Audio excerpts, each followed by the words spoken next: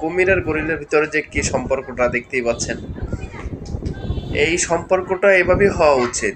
কারণ আমরা তো মানুষকে মানুষ এভাবে ভালোবাসে না। যারা পশু পাখি জীবজন্তু ওরা নিজেদের মধ্যে নিজেরা যেভাবে ভালোবাসা আদান প্রদান করে, আমাদের ভিতরে যদি এই ভালোবাসাটা থাকতো তাহলে তো অনেক ভালো হতো। আমাদের মানুষ আমরা সকলেই এগিয়ে যেতাম সামনের দিকে।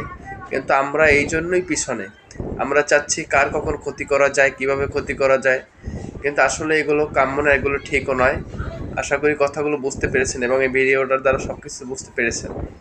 দেখেন ওরাও তো আসলে আল্লাহ পাক তো ওদেরকে মানুষ বানায় না, ওদেরকে কুমির বানিয়েছে।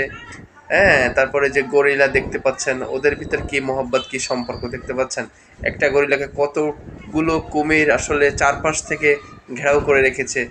হ্যাঁ, ওকে কিন্তু যে কোনো টাইমে খেয়ে ফেলতে পারে কুমির, কিন্তু দেখতে পাচ্ছেন যে আসলে ওদের ভিতরে যে ভালোবাসাটা, এখানে কিন্তু আসলে খাওয়ার তো প্রশ্নই ওঠে না।